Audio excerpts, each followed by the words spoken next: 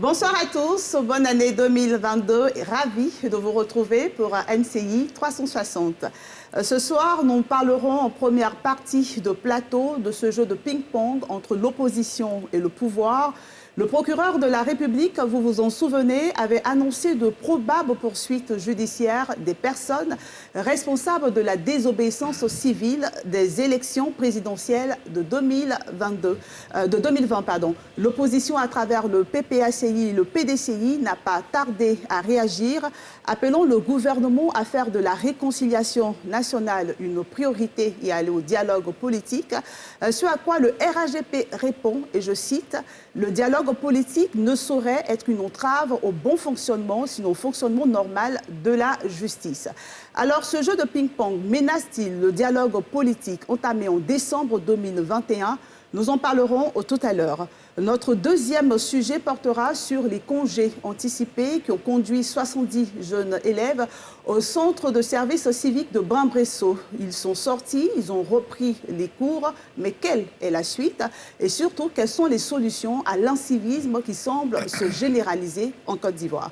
Alors, pour aborder la première partie de cette émission, notamment le premier sujet qui a été annoncé, j'ai le plaisir de recevoir Dr Préyon Claude Naï. Bonsoir, docteur. Bonsoir. Merci d'être avec nous. Vous êtes politiste, enseignant-chercheur à l'université de Korogo. Tout à fait. Et juste en face de vous, nous avons Landry Kyo, qui est juriste et qui est un habitué de ce plateau. Comme invité également, nous avons Dr Boka Sako-Gervais, président de la FIDOC. Bonsoir, docteur. Bonsoir, chère madame. Juste en face de vous, docteur, nous avons un autre docteur, docteur Paul Agoubli Hervé, Oui. homme universitaire et homme politique. Oui. Comment on réussit à faire les deux? Il en va ainsi de l'histoire de la pensée en tant que critique, que ceux qui sont chargés de faire l'observation de la cité descendent de temps en temps dans l'arène politique. Ainsi est mon cas, ma situation. Ok, d'accord. Juste à côté de vous, on a Félix Ouboni, journaliste éditorialiste. Bonsoir, Félix. Bonsoir, Evelyne. Et meilleurs vœux aux Ivoiriens que je retrouve d'accord. sur le plateau.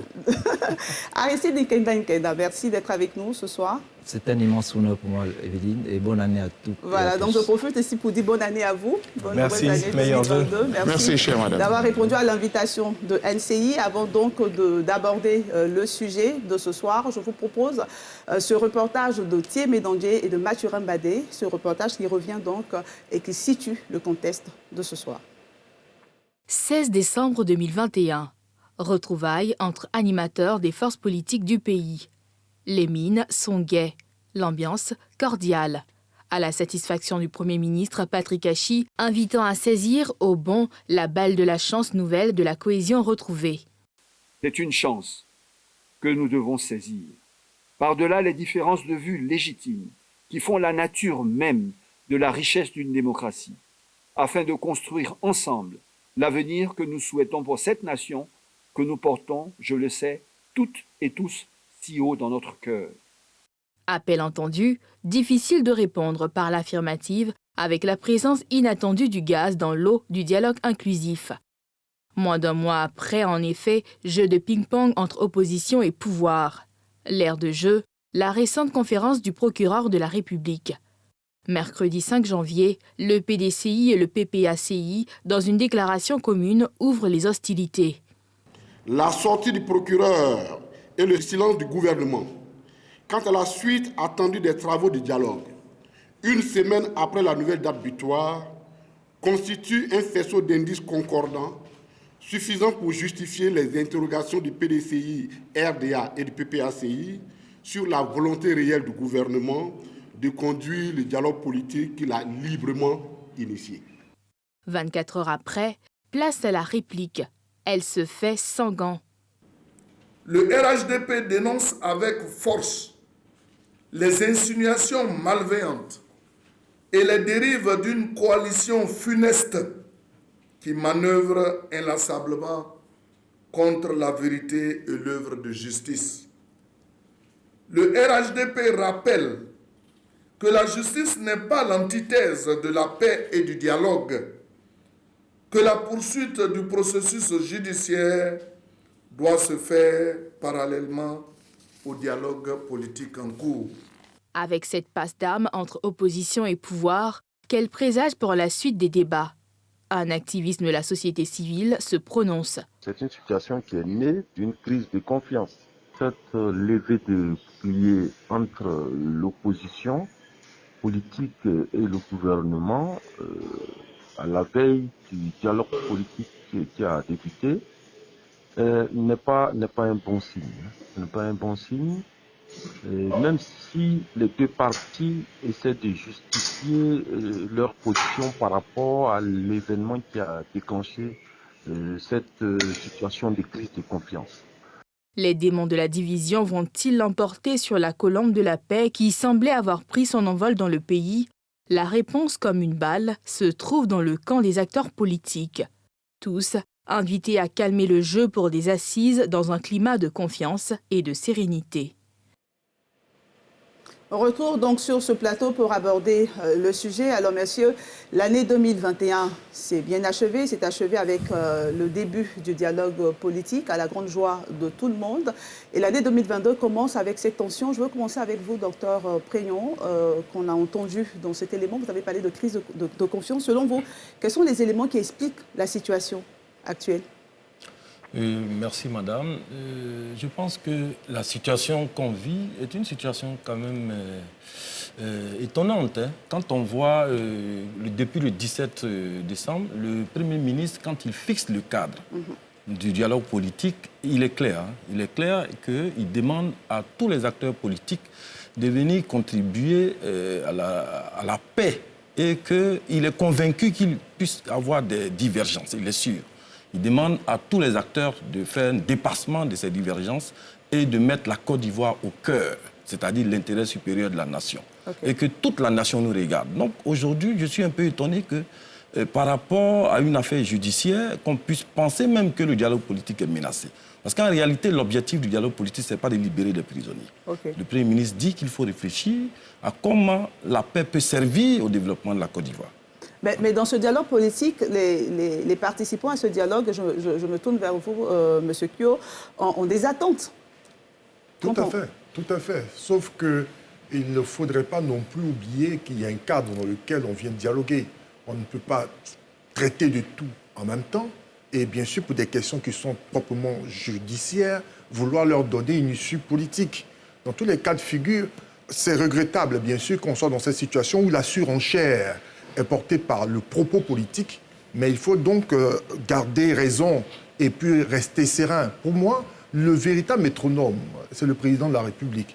C'est lui qu'il faut écouter. Dans son discours du 31 adressé au peuple de Côte d'Ivoire, il a une volonté qui est certaine et qui est claire. D'abord, d'entre deux jeux, il ne manque pas de pouvoir féliciter toute la classe politique. Pourquoi? Il félicite toute la classe politique, comme je le disais il y a une semaine, parce que c'est un effort commun. C'est un travail commun qui permet à la Côte d'Ivoire de trouver sa quiétude, une situation, un environnement apaisé. Et le porte-parole du PPACI ne manque pas de préciser que c'est librement que le gouvernement ivoirien, je dis bien librement que le gouvernement ivoirien prend l'initiative de restaurer ce précieux instrument de communication qui est le dialogue politique, afin de pouvoir renforcer les acquis d'apaisement et de paix que nous sommes en train de construire sur la longue durée. Donc si aujourd'hui on connaît ces soubresauts, c'est une question d'interprétation. Nous avons un interprétation de quoi? Le procureur de la République fait son travail. Okay. On se serait plaint de ce qu'il y ait une enquête menée et que jamais il y ait eu des résultats d'une enquête, n'est-ce pas? 6 mois après, il faut donner des résultats. On peut s'inquiéter du timing, mais dans tous les cas de figure, il ne faudrait certainement pas s'en inquiéter outre mesure, pas pour dire qu'il n'y aura rien, mais juste dire que le dialogue peut continuer, doit pouvoir continuer sereinement, et à l'issue de celui-ci, on pourra donc pouvoir trouver des solutions pour permettre à la Côte d'Ivoire d'aller sereinement. Et on reviendra certainement sur ces solutions. J'aimerais me tourner vers vous, Dr Boga. Vous faites partie, en tout cas sur ce plateau, des personnes qui ont assisté à l'ouverture du dialogue politique. Vous avez écouté, entendu en direct le discours du Premier ministre. Est-ce que vous avez le sentiment que l'opposition a répondu réellement à l'appel du gouvernement? Merci beaucoup pour la question. Moi, je voudrais, comme vous le mentionnez, je voulais préciser que revenu d'exil, moi, je me suis mis dans un cadre vraiment de la réconciliation de notre pays. Okay. Le Premier ministre a estimé, en tout cas je l'en remercie, que notre structure, la FIDOP, avait sa place au cœur de la société civile pour participer à ce dialogue. Et prenant la parole, moi j'ai été très clair. La société civile, en tout cas en ce qui concerne ma structure, c'est d'être un peu l'arbitre. Parce que j'étais en exil, étant membre même fondateur de EDS, j'ai su que pour des termes de référence, un dialogue politique avait paralysé la Côte d'Ivoire. Expliquez-nous. C'est-à-dire que l'opposition n'avait pas reçu à temps les termes de référence sur lesquels le dialogue devait se passer. Et je trouve que ce sont des détails qui paralysent toute une nation. Il faut qu'on évite cela. Donc, dans mon rôle d'arbitre, je le répète, la sortie du procureur Adou est très malvenue. Okay. Parce que le procureur, là, c'est vrai, la justice, on connaît les 3 pouvoirs en démocratie. Mais le procureur travaille pour le pouvoir. Vous pensez que ça devait venir à quel moment? Parce que ce dont nous devions parler, là, chacun de nous a proposé ces thèmes, ces sujets, parce qu'on nous a demandé pour une fois de proposer nous-mêmes les thématiques. Et j'ai vraiment salué cela parce qu'habituellement, le gouvernement a ces thèmes qu'il impose et on considère que ça peut être biaisé. Parce que les priorités du gouvernement ne sont pas forcément celles de l'opposition. Okay. Pour une fois, on dit vous-même proposez. Et puis après, on se retrouve pour faire une sorte de putting together, c'est-à-dire une mise en commun pour sortir les thèmes de référence. Okay. Et donc, quand le procureur sort, la façon dont il est sorti, actuellement, tout le climat apaisé, confortable, dans lequel se trouvaient tous les acteurs, est bouleversé. Et ne me dites pas que la justice fait son travail. On est dans ce pays, on sait les limites de la justice. Donc si on veut se réconcilier, c'est ce qui nous a entraînés dans la crise là, que nous voulons débattre d'un point de vue politique. On vous a bien compris. Docteur Paul Agoubi, oui. Est-ce que vous êtes d'accord avec ceux qui pensent que c'est une question d'interprétation? Non, pas du tout. De timing? Pas du tout. Question de timing, certainement. Il faut interroger le timing. Mais il faut aller au-delà. Selon vous, quel était le bon timing pour cette sortie du procureur de la République? Des enquêtes ont été menées. À un moment donné, le procureur décide de faire sa communication. Vous voyez, il y a une question initiale qu'il faut traiter. Et à 2 reprises, on a manqué de la poser. En 2010, quand on sort de la crise post-électorale, il est question de savoir si le processus va être judiciaire ou si on va regarder la chose d'un point de vue de la justice transitionnelle. Okay. Certains subissent effectivement toute la charge de la justice quand, par ailleurs, on parle de réconciliation nationale. Là, on vient de finir une séquence qui a discuté effectivement des questions judiciaires, mais des questions juridiques également sur l'interprétation de la Constitution. Et il s'en est suivi la désobéissance civile qui n'est pas quelque chose d'anodin dans la vie démocratique d'un pays, c'est-à-dire des gens qui décident de se mettre hors du cadre de la loi parce qu'ils discutent la pertinence effectivement de l'interprétation de la loi. Quand on décide d'en venir à la réconciliation, au dialogue politique, la question fondamentale qui est posée avec l'intrusion du procureur de la République dans le débat... Intrusion, c'est pas un mot un peu l'intrusion du procureur de la République, je maintiens le terme, dans le débat, c'est de savoir si effectivement il s'agit d'un dialogue politique ou bien s'il s'agit de poser des questions, n'est-ce pas, de justice et que la vie démocratique suive son cours avec, n'est-ce pas, l'exercice normal des différentes institutions. Où on a un problème politique en Côte d'Ivoire et on le règle, où on estime effectivement qu'il n'y a aucune difficulté d'ordre institutionnel et puis la vie suit son cours. Donc on ne peut pas faire les deux à la fois, il faut choisir à un moment. Félix Boni. Mais vous avez entendu que de part et d'autre, quelles que soient les positions, on parle de timing, d'intrusion. Et moi, il faut se poser certaines questions qui vont quand même éclairer l'opinion parce que on parle de dialogue politique. On aurait pu parler de dialogue social. On a vu le gouvernement dialoguer avec les hommes d'affaires. On aurait pu parler de dialogue national. Mais on parle de dialogue politique. Et vous avez vu, Dr Boga a dit, moi, en tant que société civile, j'ai pris une option de servir d'arbitre. C'est-à-dire que pourquoi est-ce qu'on veut ce dialogue? Mais ce dialogue, il a déjà commencé depuis le 11 novembre 2020, lorsqu'on est sorti de crise dans la fournaise, quand le président de la République allait rencontrer le président Bédié. C'était d'abord l'amorce de ce dialogue. Ce dialogue s'est poursuivi avec la rencontre le 27 juillet entre les 2 ex-chefs d'État qui étaient de farouches adversaires pendant la crise post-électorale de 2010. Le président Ouattara et le président Gbagbo se sont rencontrés. C'était un élément important de ce dialogue. Ce qui a été salué par la population générale. Et récemment encore, le 21 octobre, tout récemment, Afin N'Guessan, qui a été le porte-parole du fameux CNT, a été également rencontré par le président de la République. Mais ce dialogue politique, pourquoi politique? quel est le contenu de ce dialogue? Pourquoi l'a-t-on voulu politique? Qu'est-ce que ce dialogue veut régler comme problème? Est-ce que les problèmes que ce dialogue veut régler politiquement ne se retrouvent pas dans les questions judiciaires posées par le procureur de la République 12 jours après que l'État, au haut sommet de l'État, l'on ait voulu le dialogue politique, par le Premier ministre l'a souligné, voulu par le chef de l'État qui m'a instruit? Est-ce que le procureur lui-même qui vient, le 12 jours après, le procureur engage une procédure? Est-ce que les questions-là ne se retrouvent pas dedans? La crise, je pense que quand on envoie les acteurs de ce dialogue aller réfléchir pour proposer les thématiques, je suis persuadé que dans les propositions, il revient les questions qui nous ont plongé dans la crise en 2020. Il est clair que ces questions allaient trouver un consensus. Le dialogue, c'est trouver un consensus. C'est inconciliable. Merci. Pourquoi engager un dialogue le 16 décembre et le 28 décembre, c'est-à-dire 12 jours après, on se retrouve dans un schéma qui vient remettre tout à cause. On a terminé l'année. Que dites-vous et que faites-vous de la séparation de pouvoir? Oui, mais la séparation...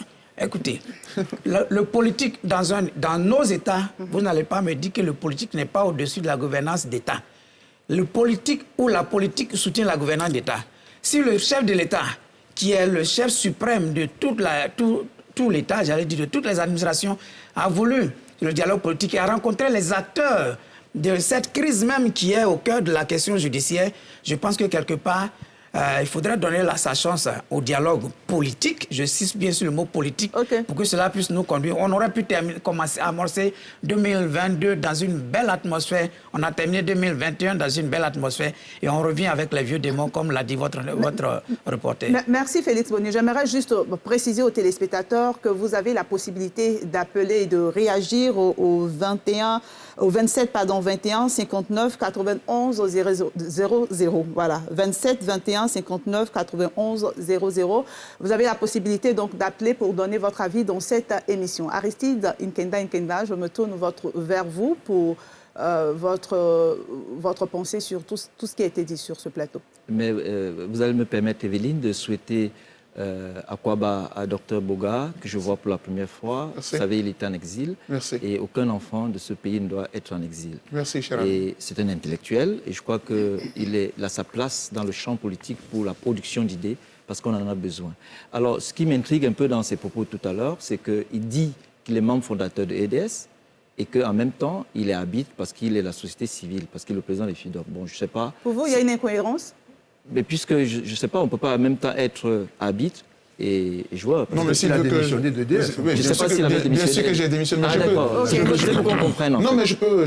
Rapidement, vous pouvez répondre. Non, mais rapidement. On se retrouve en exil et l'opposition est délabrée et tout. Et puis la société civile, à la vérité, sous le continent africain, n'a pas la force. On n'a pas de masse. Nous avons des cerveaux, on réfléchit, puis on fait des propositions.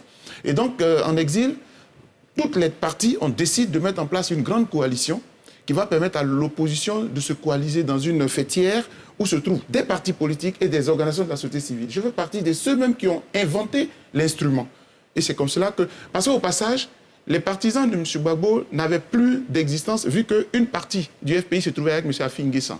Donc, toute la base n'avait pas de... Et c'est comme ça qu'on a inventé EDS. Donc, aujourd'hui, quand je rentre en Côte d'Ivoire, parce que la mission, pour ma part, qui a initié EDS est terminée, le président Laurent Gbagbo est libéré, M. Charles Blé Goudé est libéré, et il est même rentré à Abidjan. Quand je rentre dans mon pays... EDS était donc là pour travailler à leur libération. Ah oui, absolument. C'était l'instrument avec lequel on a parcouru l'Europe, les États-Unis et tout cela. Donc ici, j'ai démissionné. Parce qu'en même temps, c'est vrai que je suis de la société civile, mais comme les gens confondent tout, voilà, pour clarifier les choses, j'ai rendu ma démission de EDS et je suis dans une posture, mais là, je vais vraiment te rassurer, pour la Côte d'Ivoire. OK. Merci. On va permettre à Aristide de terminer. Alors, je voulais simplement dire, Evelyne, et je remercie Dr Boga pour la précision, parce qu'il faut que les téléspectateurs comprennent. Merci. Maintenant, je voulais simplement dire, pour le cas d'espèce, la question du dialogue politique menacé, mais est-ce que ce n'est pas maintenant sous le dialogue politique, Evelyne? Il y a eu le dialogue politique sous le feu le Premier ministre Amadou Gon, ensuite feu le Premier ministre Ahmed Bakayoko, ça continue avec Hachi Patrick.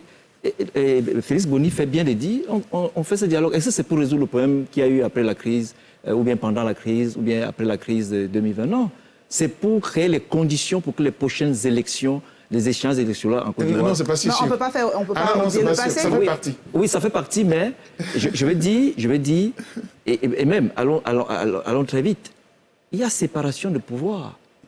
Il y a le pouvoir exécutif, le pouvoir d'abord législatif, le pouvoir judiciaire.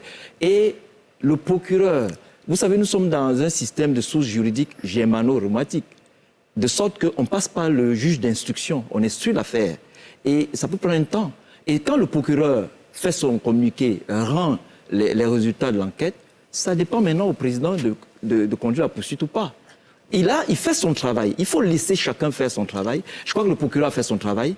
Jusque-là, on n'a poursuivi personne. Donc, ça revient au président de la République, qui est le garant de la machine judiciaire, de dire on peut engager le poursuite ou pas. Okay. Parce que le procureur, comme a dit le docteur Boga, travaille pour le gouvernement. Donc, maintenant, je vais terminer en disant rapidement que Landry Kyo l'a dit. Nous sommes dans une dynamique où on est en train de construire une société ou bien de reconstruire une société qui a toujours été dynamique. Il faut que l'opposition vienne avec des idées et je pense que c'est là qu'on les attend. Et dans ce dialogue, le FPI a publié officiellement ses propositions dans le journal Notre Voix. On a vu, tout le monde a lu, que les autres publient et qu'on aille, et puisque, comme a dit le Premier ministre, c'est une chance. Merci Aristide. En tout cas, l'opposition vous répondra qu'ils ont leur proposition. Avant de vous donc, laisser la parole, je voudrais prendre ce téléspectateur qu'on a au téléphone. Bonsoir. Bonsoir, Evelyne. Quel est votre avis? Oui, en fait, ce que je voulais dire, je rejoins un peu Aristide Nkeda. OK. Depuis, il faut que les gens observent le président de la République. Le président Alassane Ouattara a toujours dit la justice fait son travail et le reste, quand l'information est sur lui, c'est l'exécutif. Il faut séparer l'exécutif du pouvoir judiciaire. Et dès lors que le pouvoir judiciaire a travaillé et qu'aujourd'hui, il a ces informations, au regard du dialogue politique, on verra ce qu'il y a à faire. Okay. Mais on ne peut pas nous dire que le procureur est mal sorti. Le procureur fait son travail à son temps bien déterminé et il donne de l'information. Quitte à l'opposition de prendre ces données du procureur et puis analyser pour faire des propositions au niveau du dialogue politique. Mais si à supposer que les informations restent dans les tiroirs et que nous avançons jusqu'au moment où on prend les décisions, on dit que l'enquête n'aboutit pas et que le procureur a mis les affaires dans le tiroir en disant que l'exécutif s'est interféré dans la judiciaire, dans la politique judiciaire. Donc pour moi, la sortie du procureur est bienvenue, quitte aux acteurs politiques de prendre toutes les dispositions qui ont été données par rapport au procureur et d'analyser et puis faire une offre politique au Premier ministre et puis après nous allons pouvoir analyser. Donc pour moi, je suis d'accord avec Aristide Nkeda. Okay. Je suis d'accord avec sa position. Merci Jean Annaud. Il y a beaucoup de personnes qui veulent réagir à ce que vous voulez dire, mais moi, en même temps, ça va me permettre de poser une question sur donc, le travail de la justice, cette séparation de pouvoir. Mais que répondez-vous à ceux qui pensent que cette justice ne regarde que du côté de l'opposition? Moi, je voulais dire quelque chose, vraiment, parce que effectivement, tout à l'heure, les différents intervenants ont pointé la démarche du débat, son sens, mais sa démarche. C'est-à-dire que nous sommes arrivés à un niveau où, effectivement, l'État de Côte d'Ivoire est en crise, une crise politique, dit-on. On a demandé aux acteurs politiques réunis autour de la table et les autres de la société civile de proposer des termes de référence. On ne va pas revenir dessus. Non, rapidement, c'est très important de proposer des termes de référence. Qu'est-ce que ça veut dire? Ça veut dire qu'on fait à la fois un état de la nation et un état de la question. C'est-à-dire que qu'est-ce qui est la question qui est discutée fondamentalement? Ces différents débats, il parlait tout à l'heure, n'est-ce pas, des débats antérieurs. Mais c'est depuis 2013, le cadre permanent de dialogue, qui a abouti sur un projet de loi qui devait donner un statut à l'opposition. Et depuis lors, on va de débat politique en débat politique. Ça veut dire qu'il y a des questions structurelles, conjoncturelles ici, la CEI, l'analyse de la liste électorale, mais des problèmes structurels qui grèvent la marche de l'État de Côte d'Ivoire. Et je suis absolument convaincu que le personnel politique, qu'on pourrait considérer à quelques égards comme une coterie politique, est totalement disqualifié s'il pensait qu'il est seul pour régler la question, pour la mettre au centre du débat. C'est pourquoi je pense qu'il faut une sorte d'humilité, n'est-ce pas, de ce personnel politique pour faire en sorte de recenser ces différentes propositions, pour élargir les sources de ces propositions. Quand vous dites personnel politique, vous pensez à qui? Je pense à l'opposition, au pouvoir ou à tout le monde? À tout le personnel politique, à l'ensemble, de faire preuve d'humilité pour comprendre que la Côte d'Ivoire n'est pas le bien privé des politiques. Et donc, pour recenser toutes ces propositions et pour faire en sorte d'aller au bout du débat et pour sortir les grandes clés qui devront faire l'objet de ce débat politique, si on veut, mais nationale, parce que c'est ça qui va être discuté. OK, sauf qu'Evelyne, je vais donner ici, je donne la parole à Dr Boga, qui depuis patient. Moi, j'ai envie qu'on se pose une question essentielle. Laquelle? À qui profite le dialogue politique? Regardez très bien. L'opposition n'a rien à perdre. Celui qui gouverne là, c'est lui qui est bénéficiaire du bon fonctionnement de l'État. Permettez-nous de comprendre, quand vous dites que l'opposition n'a rien à perdre, je veux dire que l'opposition n'est pas... Oui, de façon générale, mais je peux généraliser comme je peux particulariser. Quand vous n'êtes pas au pouvoir, à la vérité, vous n'êtes responsable de rien. C'est celui qui gouverne là. C'est lui qui a intérêt. Est-ce qu'on va continuer à réfléchir je le dis au pouvoir, je ne le suis pas. Non, parce que je ne suis pas au pouvoir, je fais ce que je veux. Mes chers madame, ce n'est pas... ils sont au pouvoir. Non. Si la Côte d'Ivoire est sereine et tranquille, c'est eux qui bénéficient. Parce que quand on... Non, quand Evelyne, non. Laissez-le terminer. Souffrez, parce que c'est... Oui, souffrez. Parce que quand vous évoquez les chiffres, à chaque fin d'année, vous évoquez les chiffres à deux chiffres, etc.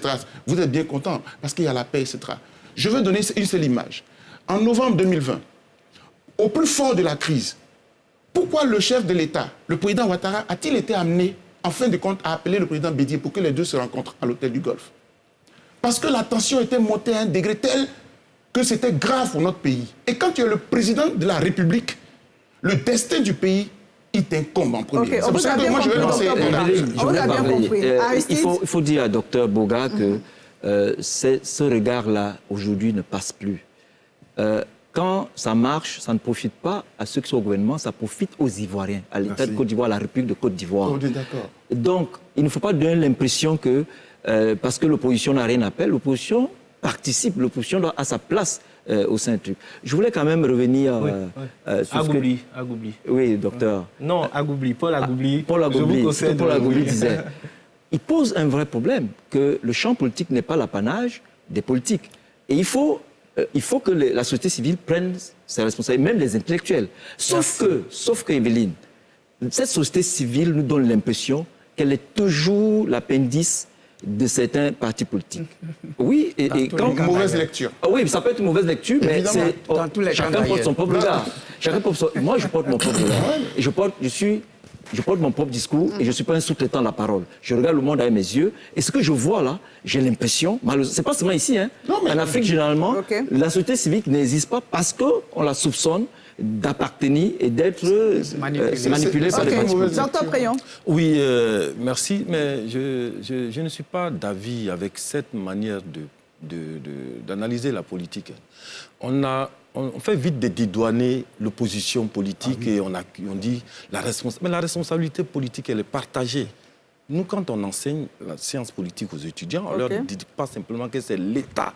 On leur enseigne les partis politiques. Les partis politiques ont, dans notre Constitution, été érigés en association d'utilité publique. Et le contribuable ivoirien contribue à les financer. Aujourd'hui, on ne peut pas leur dire qu'ils n'ont rien à faire et qu'ils n'ont aucune responsabilité. Et ils contribuent, on dit, concourent à l'expression du suffrage. C'est-à-dire qu'ils concourent à encadrer politiquement les Ivoiriens et ils concourent justement à créer des conditions de cohésion sociale. Autrement dit, une part de responsabilité. Tout à fait. C'est pour ça que nous, notre argent, notre impôt contribue à les financer. Et l'État, le constituant ivoirien, a fait des partis politiques, des associations d'utilité politique. Et donc, j'arrive rapidement sur ce que les autres ont dit quand ils disent que la sortie du procureur, ça peut être un obstacle, ça peut plomber les discussions. Mais en même temps, ce qu'on ignore, est-ce qu'on a bien écouté le procureur?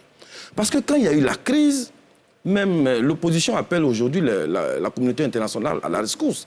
Mais la même communauté internationale a demandé de situer les responsabilités et de poursuivre les auteurs. Mais aujourd'hui, c'est ce que le procureur fait. Quand vous l'écoutez, ils ont arrêté le monsieur qui a décapité le jeune homme à Daokro. Il y a beaucoup de personnes qui ont été arrêtées. Mais pourquoi, quand il s'agit des autorités politiques, des personnalités politiques, on estime que le dialogue politique va prendre un coup? Alors moi, je vais vous poser une question. Le procureur n'a pas parlé que des autorités, des personnalités politiques. Il a parlé des autres qui ont été arrêtés. OK. Voilà. Monsieur Kyo. Quand j'écoute les uns les autres, à la limite, je suis inquiet. Je suis vraiment inquiet. Vraiment inquiet du propos de Dr Boga. Dit que l'opposition n'a rien à perdre. Non, ça veut dire qu'on lui donne un blanc-seing, sa capacité de faire tout et n'importe quoi, pour peu que les gens soient dans l'opposition, de marcher, de piétiner les lois de la République. Ce qui est intéressant... Je termine, docteur. Je dis non, laissez-moi terminer. Ce sont vos propos. Et ces propos sont graves. La responsabilité, elle pèse sur tout le monde. Ce n'est pas parce qu'on est homme politique de l'opposition qu'au pouvoir qu'on bénéficie d'une certaine immunité. Parce qu'en fin de compte, on a l'impression que l'homme politique devrait être plus ou moins protégé et que le simple citoyen qui transpire au jour le jour afin de pouvoir contribuer à la vie de la nation et le plus souvent reçoit très peu, soit celui-ci qui soit la bête de sacrifice. Je dis non.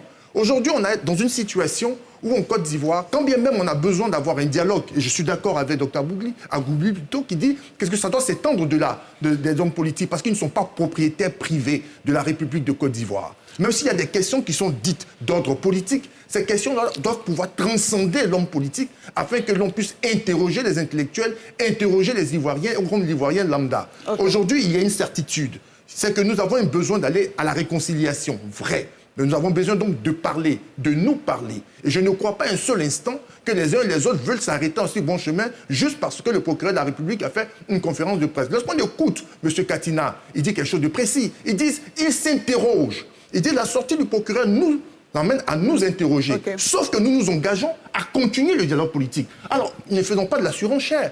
Eux-mêmes concernés, ils s'engagent à continuer le dialogue politique. Mais il ne faut pas se limiter à cela. Il faut voir la réplique du RHDP. Mais comme je suis là sur le plateau, je vais préciser ma pensée.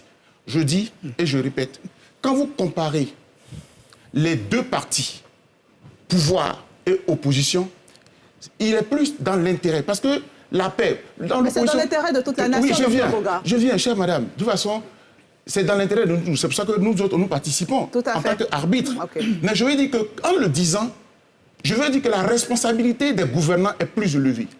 Chère madame, si le gouvernant n'avait pas voulu, là, moi je ne serais pas sur votre plateau ici, hein, alors que j'ai le droit de rentrer dans mon pays.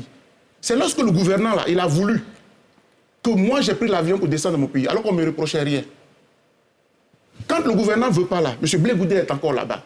Donc je veux dire par là que celui qui tient les leviers de la paix, aujourd'hui, la preuve, le dialogue politique, là, nous l'avons réclamé dans la crise du troisième mandat, c'est lorsque le chef de l'État a voulu qu'on a ouvert la 5e phase. Oui. Vous ne pouvez pas ouvrir le dialogue et en même temps faire sortir le procureur. Vous me dites séparation de pouvoir. Le procureur travaille pour l'exécutif. Vous pensez que c'est le pouvoir qui a fait sortir le procureur? Non, je parle du procureur. Oui. Je dis le procureur. Mais quand vous dites que vous ne pouvez pas parler de dialogue et faire sortir le procureur, vous pensez que c'est le parti au pouvoir qui a fait sortir le procureur de la République? Non, mais le procureur de la République, il travaille pour qui? Chère madame, les juristes le savent très bien. Dans le droit, il y a quand même deux parties. Il y a des juges assis qui sont tout à fait indépendants, puis il y a des juges qui relèvent du ministère public. Ok, heureusement qu'on a des juristes. Mais s'ils s'autosaisissent, le ministre de la Justice, comme le chef de l'État peut dire stop, je règle un problème politique. J'ai convoqué toute la classe politique, moi, chef d'État. Et le procureur vient, ça peut déranger. En tant qu'exécutif, je dis stop. Donc, on vous a bien compris. On va prendre un téléspectateur qui nous appelle de Divo, Monsieur Kakou. Bonsoir. Est-ce que M. Kakou est toujours en ligne? Monsieur Kwaku. Monsieur Kwaku. Oui. Voilà, bonsoir. Oui. Merci d'être là. Quel est votre avis sur le débat de ce soir? Oui. Je voulais dire qu'il faut donner la chance à la réconciliation et surtout au dialogue politique qui est engagé. Parce que si on veut rentrer dans le débat de la justice, je pense bien que vraiment cela ne va pas arranger toute la Côte d'Ivoire. C'est dans l'intérêt général que nous devons vraiment regarder. Parce que depuis 1999, il y a eu le coup d'État en Côte d'Ivoire. En 2002, il y a eu la rébellion. Et après, en 2010, il y a eu une crise où, en tout cas, il y a eu beaucoup de choses qui sont passées. Alors, si on veut rentrer dans le débat de la justice, le procureur fait vraiment son travail. Mais si, aujourd'hui, où il y a eu des crises antérieures, si le procureur se prononçait sur des crises, je pense bien qu'on peut comprendre, mais si ce n'est pas la seule crise où il a entraîné la Côte d'Ivoire dans des difficultés. Je pense bien que, malheureusement, les politiciens aujourd'hui ont pris notre pays en otage. Ça, vraiment, il faudrait que le problème, si une façon politique est posée, il faudrait que ça soit réglé par le politique. Donc, pour la sortie comme monsieur le procureur, en tout cas, ce n'est pas la bienvenue. Merci, M. Kouakou. On vous a bien compris. Merci de votre participation à cette émission. On va poursuivre. On parle donc de la sortie du procureur. Je sais que vous êtes impatient de réagir, Félix Boni.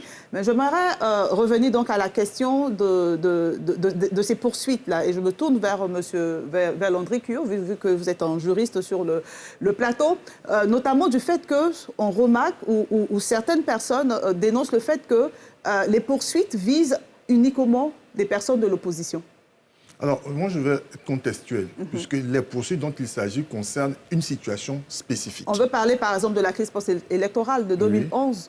La crise post-électorale de 2011, ensuite, il n'y a pas eu que ça. Il n'y a pas eu que ça, exactement. Mais selon les différentes crises, une certaine partie de l'opinion pense que les poursuites judiciaires ne visent que l'opposition. Vous dites une partie de l'opinion, donc une autre partie de l'opinion pense différemment. Mais que répondez-vous à cette partie de l'opinion? Moi, je réponds tout simplement que le procureur de la République juge ce qu'on poursuit à l'opportunité. L'article 1er du Code de procédure pénale dit ceci. Le procureur de la République poursuit au nom de l'État de Côte d'Ivoire à son intime discrétion et à l'opportunité. On a donc une première crise. Je crois que lorsque l'on étudie les différentes questions qui ont été traitées par la justice ivoirienne, on ne peut pas dire tout de go qu'il n'y a eu un seul camp concerné. On peut peut-être regretter que, d'un point de vue arithmétique, il y ait beaucoup plus de personnes qui se réclameraient d'un certain camp et qui seraient donc tenues ou poursuivies par l'opposition, par le ministère public. Mais n'oubliez pas que, par exemple, M. Amédée Ouremi, par exemple, a fait l'objet de poursuites et de condamnations. Donc, je suis certain que dans ce cas-là, lorsqu'on a un regard beaucoup plus objectif, on doit bien se rendre compte qu'il y a un effort au niveau de notre justice de pouvoir traiter la question de la manière la plus équitable possible. Mais sauf que je ne nie pas, et je ne vais pas rejeter du revers de la main, le sentiment qu'a la population, une certaine partie de l'opinion, qu'il n'y a qu'un seul camp. Mais le dire ainsi n'est pas absolument vrai. OK, on vous a bien compris. Félix Boni qui voulait donner son avis tout à l'heure. Il y a eu beaucoup de choses qui ont été dites, donc finalement... Tu as oublié. Non, je n'oublie pas, mais je veux dire, c'est une question de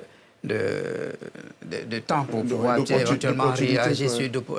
Je veux dire, on concède à tout le monde, nous concédons tous la séparation des pouvoirs par rapport à tout ce qui a été dit jusqu'à maintenant.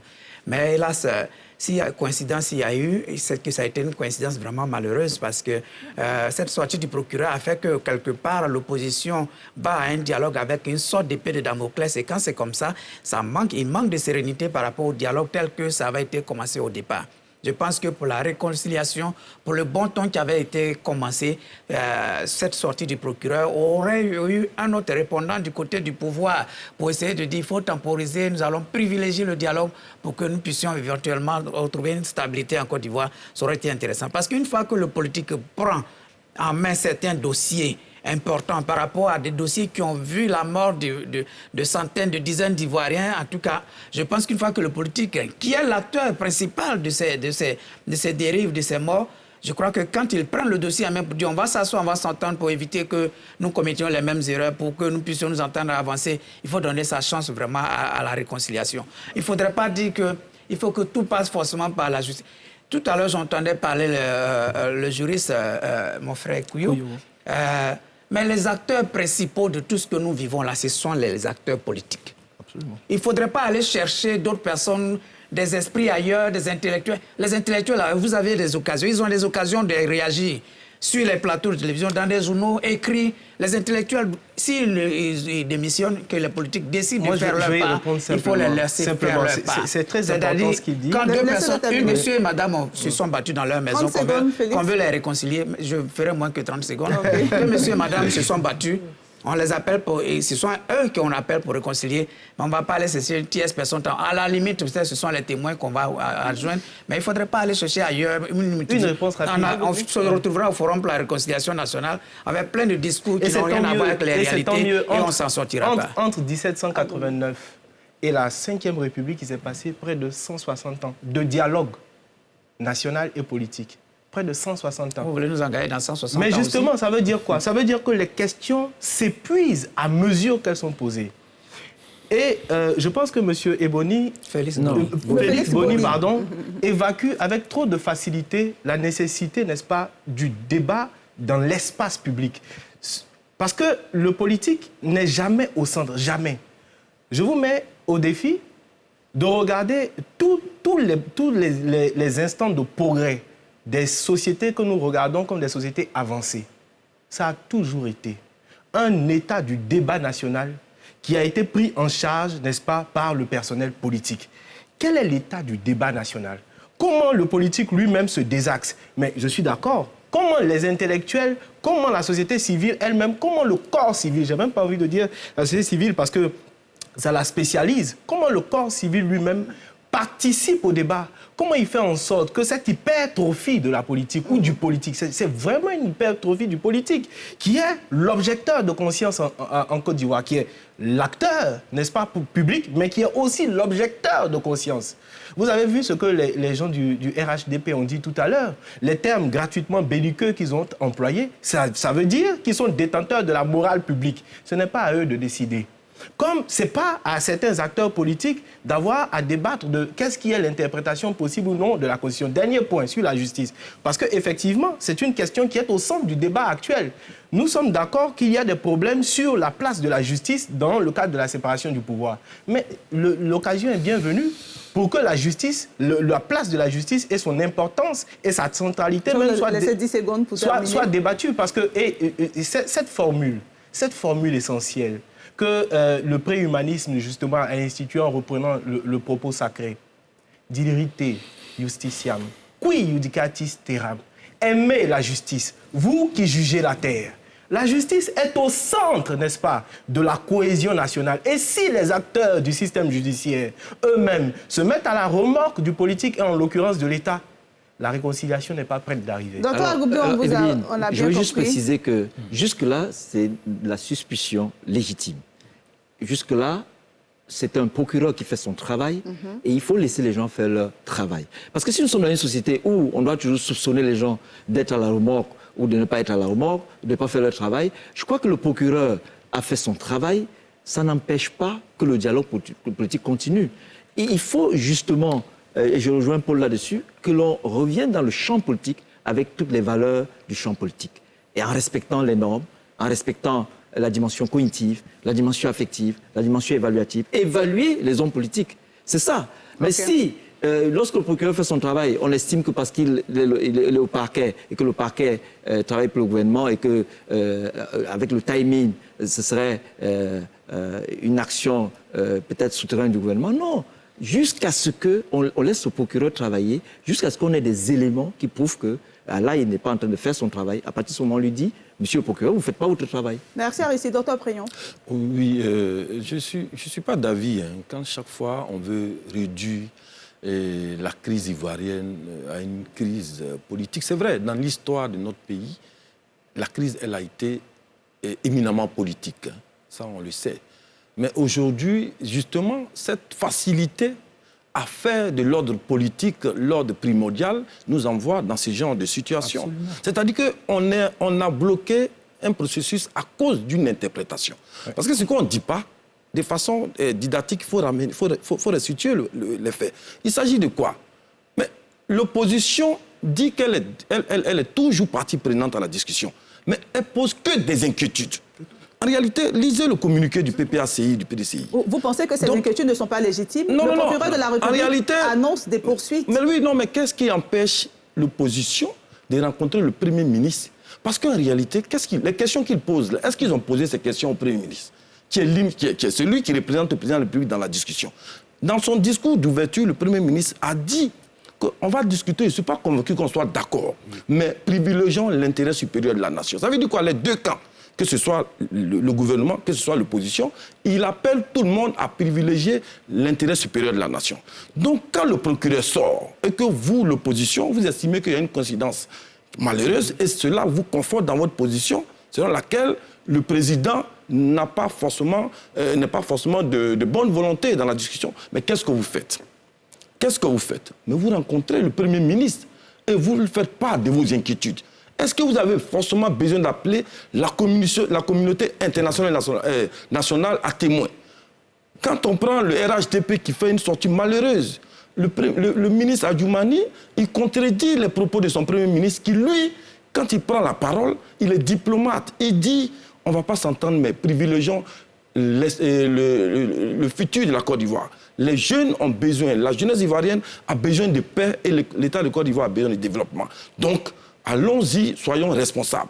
M. Adjoumani, quand il prend la parole, le ministre, mais regardez les propos qu'il tient. Les propos sont excessifs. Et ces propos n'ont rien à voir avec le communiqué du PPACI et du PDCI. Donc pour vous, voilà. Okay. Regardez le communiqué. D'accord, on va poursuivre. Je finis même, il dit que l'opposition s'apprend avec violence au propos du procureur. Mais qu'est-ce qui est violent dans le communiqué du procureur? Merci, Dr Préyon. On vous a bien compris. Avant donc de continuer, on va continuer le débat après cette petite pause.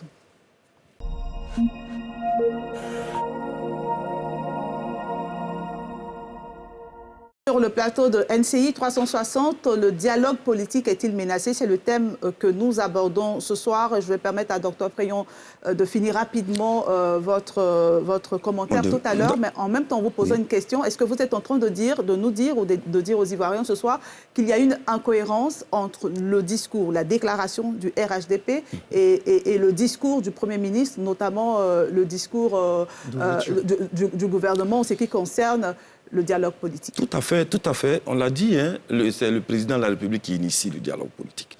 Et puis, le Premier ministre qui l'a commis pour diriger les débats, il a fixé un cadre. Quand il appelait les acteurs, il dit, peut-être qu'ils ne l'ont pas bien suivi, il dit, je souhaiterais qu'on puisse engager le dialogue dans ce sens. Allons-y, regardons l'avenir. Voilà ce qu'il dit. Et maintenant, l'opposition, quand ils prennent la parole, regardez leur communiqué. Ils disent s'inquiètent. Ce sont des inquiétudes. Vous avez dit légitimes. Mais je demande à l'opposition, qu'est-ce qui empêche l'opposition, puisque c'est le dialogue, de rencontrer les autorités, parce qu'il y a l'État et le RHDP. Le RHDP n'est pas l'État. L'État, c'est le Premier ministre et le Président de la République. C'est l'État qui vous convie à une discussion. Vous avez vu des choses qui ne sont pas claires. Vous estimez que le timing est bizarre. La preuve, ils disent que le gouvernement leur demande de déposer le TDA du 10 au 27 décembre. Eux, ils ont du 17 au 27. Ils ont déposé leur TDA le 17. L'État de Côte d'Ivoire n'a pas réagi et une semaine après, le procureur réagit. Mais en fait, ce sont des questions. Allez-y poser les questions au Premier ministre. On n'a plus assez de temps, sinon on a largement dépassé le temps imparti. Je donnais la parole à Dr Boga. Oui, non, moi je voulais simplement dire que, bon, d'abord, le dialogue politique n'est pas interrompu.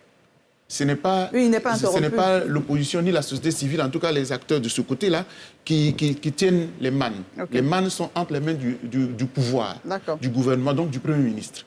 Et depuis, d'ailleurs, j'en ai un peu voulu à l'opposition et à la société. On nous avait dit, le 16, déposez vos thématiques le lendemain à 18h. Bon, certains ont dit que c'était trop juste, on a dû reporter. Et depuis, moi je dis, on donne une opportunité au pouvoir, ce n'est pas bien. Donc, une chose est sûre, le débat n'est pas interrompu. Mais ce que je dois dire, moi je veux vraiment lancer un appel au chef de l'État et au Premier ministre.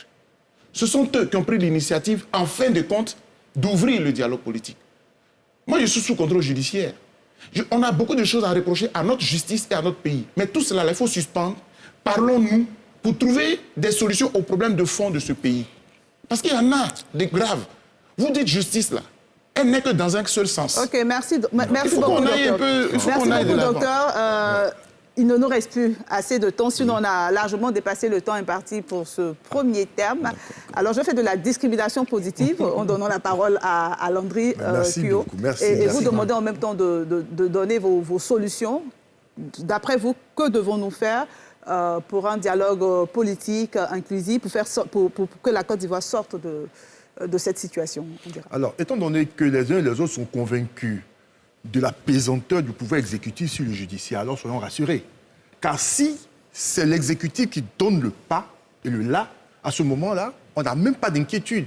Il suffit d'écouter le président de la République et le Premier ministre pour savoir tout simplement qu'il y a un cap qui est donné, qui est celui de pouvoir travailler ensemble afin de pouvoir créer les meilleures conditions possibles pour que la Côte d'Ivoire n'ait plus à souffrir de ce qu'elle souffre quotidiennement et périodiquement à l'occasion des élections. Par voie de conséquence, il faut que les Ivoiriens sortent de cette surenchère-là tenue par les différents partis d'opposition qui ne sont pas l'État, qui ne sont pas le Premier ministre, le Président de la République. Quand on écoute le PPACI et quand on écoute le RHDP, c'est de la surenchère. Mais il faudrait qu'on reste canalisé. Les uns et les autres n'ont jamais rompu ou interrompu. Ils sont engagés à continuer le dialogue politique. Mais dans tout dialogue d'une telle ampleur, il y a ces moments-là de friction où on fait lever les enchères. Mais pour moi, je suis convaincu d'une chose. Quand on écoute Alassane Ouattara et Patrick Kachi, on sait là où on va et les uns et les autres le savent. Le reste, c'est juste de la surenchère afin de pouvoir lever les enchères et obtenir plus ou moins. Merci beaucoup. On vous a bien compris et je ne pourrai malheureusement pas donner la parole aux autres invités pour votre réplique. En tout cas, le temps ne sera jamais suffisant sur ce plateau pour aborder tous les sujets. Merci donc d'avoir répondu à notre invitation. Nous allons aborder le deuxième thème de ce soir, intitulé « Congé anticipé, Brin-Bresso et après ». C'est le retour, vous savez, vous vous en souvenez, les enfants impliqués dans l'affaire des congés anticipés ont repris l'école. On aborde donc le sujet après ce reportage de Tim Edondji. À Boissot, chef-lieu de région du Sud Comoé, 115 km d'Abidjan. La localité compte le plus grand nombre d'élèves mis en cause dans les violences scolaires pour congés anticipés et transférés à Brin-Bresso pour redressement civique. Remis à leur famille dimanche, ils retrouvent 24 heures après leur école, le lycée moderne à Montano-Lambert. À notre arrivée, les élèves de terminale concernés par le système de double vacation n'ont pas encore fait leur entrée. Seuls ceux du premier cycle sont en classe. Parmi ces élèves, un seul de retour du séjour de Brin-Bresso. Dans la classe de ce pensionnaire, dont nous gardons l'identité, l'heure est au calcul de la moyenne du premier trimestre. 12, 25, 8, 75... En attendant la prise en main de l'effectif total des élèves appelés à être des soldats du civisme et de la discipline, le proviseur salue ce retour et décline des perspectives. Nous avons vu certains ce matin qui ont intégré les classes. Nous comptons les envoyer au drapeau, puisque c'est une formation pour un redressement ou encore une socialisation, afin qu'ils puissent être des ambassadeurs de la paix et de la non-violence. Les parents, eux, retrouvent le sourire. C'est le cas de ces trentenaires de retour de l'école pour constater la présence de son fils. Vraiment, je suis contente de la libération des élèves. À Brin-Bresso, les enfants mangeaient bien, dormaient bien. Tu vois là quand même, ça se sent qu'ils étaient à l'aise. Donc moi, je remercie Madame la ministre de ce qu'elle a fait pour nos enfants. Ce matin, moi, je suis allée au lycée, j'ai parlé à mon enfant. Je ne veux plus entendre ça, qu'il était parmi les élèves qui ont grévé. Ça n'a qu'à être sa dernière fois. Le ministre en charge du service civique dévoilait hier, dimanche, des résultats des séances d'écoute et de tests psychologiques mettant en exergue des défaillances du système éducatif. Malheureusement, nous avons des enseignants qui incitent donc certains élèves à aller en congé anticipé. Certains élèves qui nous ont fait savoir qu'ils veulent aller en congé anticipé parce que généralement, vers donc la fin des semestres ou des trimestres, certains enseignants mettent la plupart des devoirs donc en fin de trimestre avant les vacances et on les oblige à payer des polycopies pour préparer donc ces devoirs-là. Et pour ne pas avoir à payer les polycopies et ne pas avoir une multitude de devoirs donc en fin d'année, ils préfèrent donc suivre le discours de ceux qui les incitent donc à faire donc des congés anticipés. Ça veut dire qu'il y a l'assainissement même de l'environnement scolaire. Notons que ce retour à l'école fait suite à une recommandation du Conseil national des droits de l'homme, appelant au respect du droit des élèves interpellés pour faits de violence scolaire en lien avec les congés anticipés. Donc sur le plateau de NCI 360 pour cette deuxième partie d'émission, deuxième partie dans laquelle nous abordons ce thème congé anticipé, Brin-Bresso et après. Et pour en parler, j'ai encore le plaisir de recevoir M. Touré Mamadou, directeur général de l'Office du service civique national. Bonsoir M. Touré. Bonsoir Madame. Et merci d'être avec nous. Nous avons également M. Faïrama Rodrigue Koné qu'on aura en ligne. Bonsoir M. Koné. Bonsoir Evelyne. Et merci d'avoir répondu à notre invitation. Autre invité sur ce plateau, le professeur Edmond Doua, enseignant-chercheur en communication à l'Université Félix Houphouët-Boigny. Bonsoir Madame. Bonsoir et merci d'être là également. Bonsoir aux téléspectateurs. Et puis une femme, Madame Koulibaly, Mat. qui est de la société civile, on va dire. Vous êtes la présidente de la coalition ivoirienne des défenseurs des droits humains. Bonsoir, madame. C'est plutôt la coordonnatrice nationale. La coordonnatrice nationale, ok, autant pour moi. Merci d'être avec nous sur ce plateau. Alors, on connaît plus ou moins le contexte de cette situation.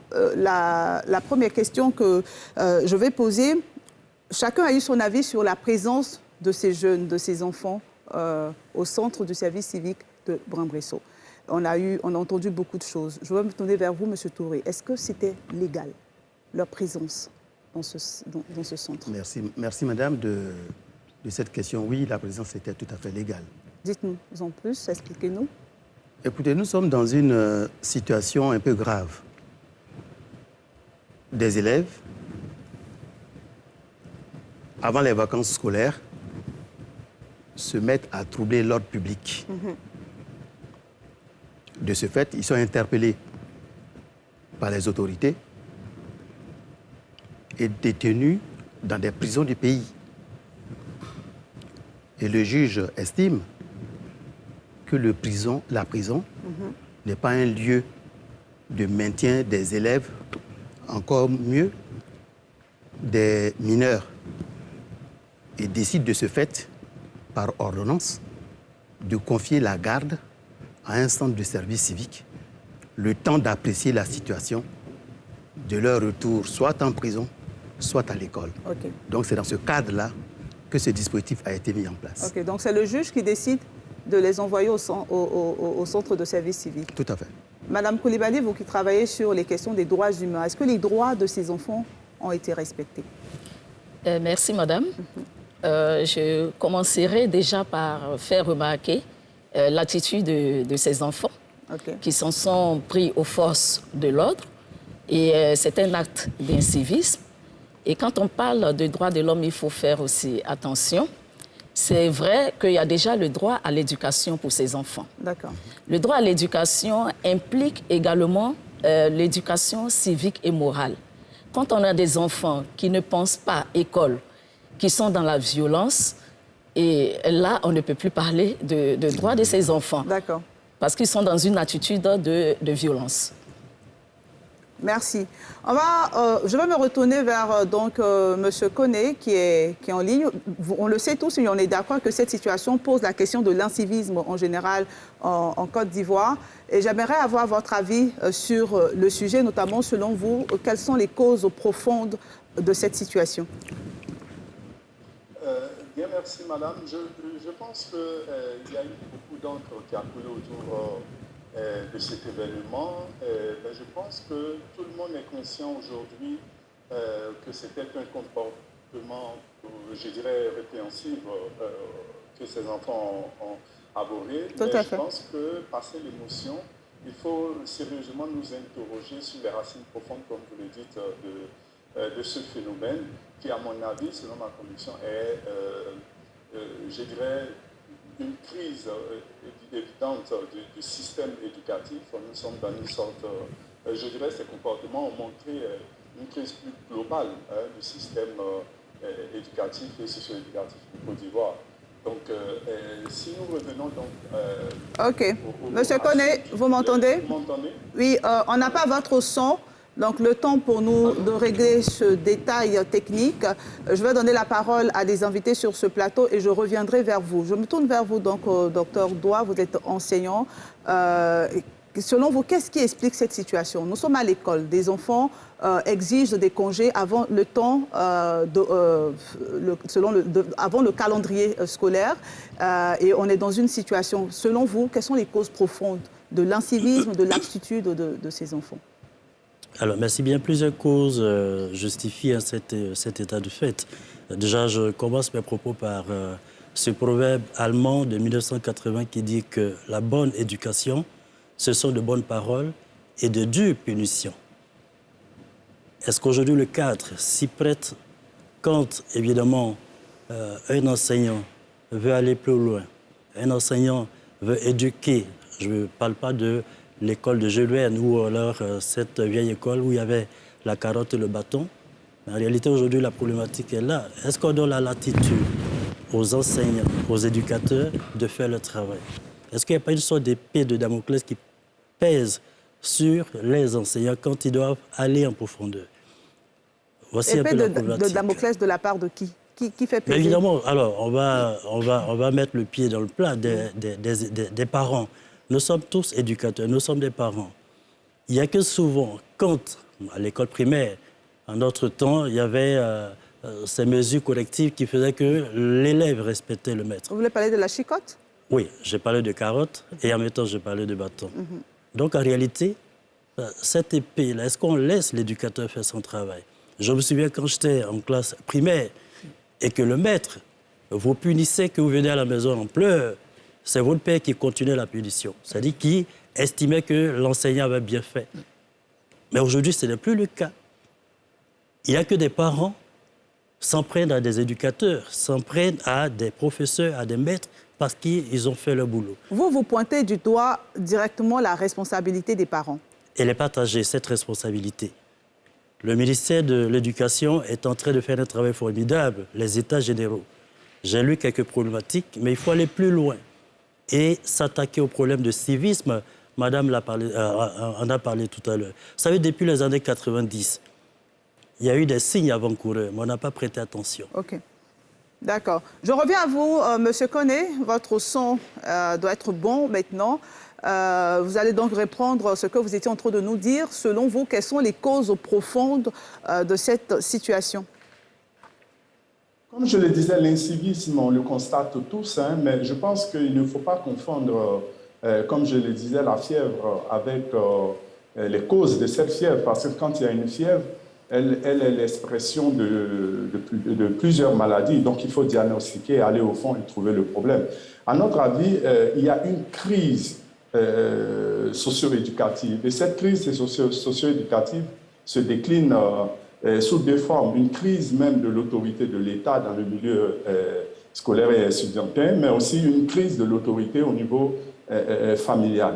Au niveau étatique, il faut bien se rendre compte qu'il y a eu un affaiblissement pendant longtemps de la présence de l'État progressivement à la fin des années 90 avec les politiques d'ajustement structurel qui ont limité des investissements dans les politiques éducatives. Notamment, il y a eu une réduction au niveau de certaines activités scolaires, mais il y a eu également, je dirais, une dégradation des conditions pédagogiques de travail. Et cela, on l'a tous constaté. Hein, il y a la multiplication des nombres d'élèves par salle, on a des environnements pédagogiques qui ne sont pas adéquats, et il y a la suppression des activités aussi importantes comme les activités socio-éducatives au sein du milieu scolaire.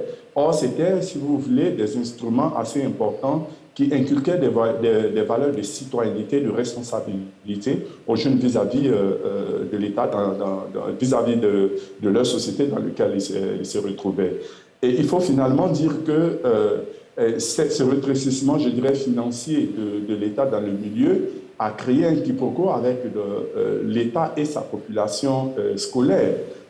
Vous avez vu les grèves se multiplier depuis les années 90. Donc tout cela a affaibli l'autorité de l'État. Une crise de confiance. Et pour revenir maintenant à la crise de l'autorité parentale, il faut dire que notre société a beaucoup évolué.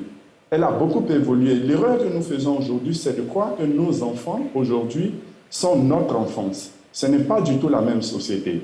Vous vous souvenez que dans les années 60, 70, 80, on va dire, quand on était sous le parti unique, pratiquement, il y avait une seule chaîne de télévision, il y avait un ou deux journaux, une seule chaîne de radio-télévision. Mais aujourd'hui, nos enfants sont influencés par plusieurs sources d'informations. Les modèles et les figures de l'autorité ont éclaté. Merci, M. Koné. Nous continuons à vouloir utiliser les mêmes paradigmes, les mêmes outils d'éducation d'avant à des situations actuelles qui sont totalement différentes. Donc, il y a quelque chose à changer et cette approche répressive, en général, n'est pas forcément la solution. D'accord. On reviendra pour que vous puissiez développer. Le temps pour moi donc de donner la parole à Aristide et à Félix Oboni, les deux journalistes sur ce plateau. Alors, Félix, votre avis Aristide, votre avis sur la situation de façon générale? De façon générale, je crois que je suis très d'accord avec le dernier intervenant. la société a beaucoup évolué et je crois que tout à l'heure, le professeur Doua parlait à l'époque, on utilisait la carotte et le bâton, mais on s'était aussi rendu compte qu'il y en avait des enseignants qui exagéraient, qui allaient très loin. Dans l'usage du bâton. Et c'est pour ça que, progressivement, on a trouvé des solutions. Le monde a beaucoup évolué. Et lorsqu'il y a une situation difficile, il faut toujours faire acte de leadership. C'est quoi faire acte de leadership? C'est que vous passez par la réflexion, vous n'avez pas peur de la situation, vous ne fuyez pas, vous ne reculez pas. Les images qu'on a vues, et Madame l'a dit, ces images, on se demandait si c'était des élèves. Et à ce moment, l'État pouvait paniquer. On peut les amener en prison. Il fallait trouver une solution. Et je crois que la solution qui a été trouvée, je crois que le directeur général est là pour le confirmer, c'était la bonne solution. Okay. Et vous voyez bien que la démarche du président, même en politique, vous vous souvenez je ne veux pas revenir sur la politique, vous avez vu comment le général de corps d'armée à Palo se comportait lorsqu'il y avait des situations, il venait parler aux gens. Et je crois que le professeur Doua a dit, dans l'éducation, il faut avoir des mots et il faut aussi avoir la punition. Et la punition qu'on a trouvée, ce n'était pas une punition de les mettre en prison, mais c'était de les rattraper pour qu'ils ne se perdent pas complètement. Okay. Et je crois que le gouvernement a fait un acte extraordinaire. Félix? Mais je pense que ceux qui m'ont précédé ont déjà posé clairement la situation. Hein, oui, bien sûr. On va évoluer peut-être. Oui, la crise de modèle et puis l'évolution de la société. La chicotte était utilisée hier. On dit que l'éducation commence par le respect du maître. Au passage, je voudrais saluer moi aussi sur ce plateau mon maître parce que le professeur Doua est mon maître à l'université là-bas. Okay. Et il sait quelle est la différence que je lui dois par rapport à sa posture de maître à l'université lorsque je suis avec lui, tout protocole mis à part. C'est ton petit camarade. Autant, normalement, dans la vie courante, c'est mon ami. Mais quand je suis à l'université, c'est le maître. Donc, et je lui dois tout le respect du maître qu'il y a. Donc, le fait que nos sociétés aient évolué, et je suis à côté d'une dame qui parle des droits de l'homme. Depuis qu'on parle des questions des droits de l'homme, on est obligé de faire attention à certaines choses. La chicotte a un peu disparu. Or, la crainte du maître, c'est à partir de la crainte du maître. Est-ce que la chicotte était la solution? La chicotte, alors là, j'avoue, aujourd'hui, quand vous voyez un élève qui, quand il voit son maître, même rigole avec son maître, avant l'élève, lorsqu'il voit le maître, déjà, il est dans une certaine posture. Et vous n'avez pas la possibilité d'aller interrompre le cours d'un maître. Il n'y a pas que ces élèves. Il y a à peine une semaine, on a vu des étudiants encore qui sont sortis à l'atelier aller interrompre des maîtres en plein cours, en pleine réflexion sur leur situation. Ça veut dire que la crainte du maître a foutu le camp et cela fait que de plus en plus, les enfants, l'éducation civique, ce n'est plus leur problème. Okay, il faut ramener, on ne pourra plus ramener la chicotte. Mais je pense que la chicotte peut être remplacée par d'autres formules. Et moi, la formule que je vois, c'est qu'à la rentrée de chaque année, il faut qu'un élève signe une charte de bonne conduite et qu'un parent, parce qu'il y a aussi la crise du système familial, que chaque parent signe un engagement par rapport à la conduite de son enfant à l'école. OK, merci. Madame Coulibaly, avant de donner donc la parole au directeur de l'Office qui va nous expliquer l'émission, vous travaillez sur les droits humains, comme je l'ai dit, vous êtes également maire. Votre avis, est-ce que vous pensez, vous êtes d'accord par exemple pour le retour de la chicotte, de la répression à l'école?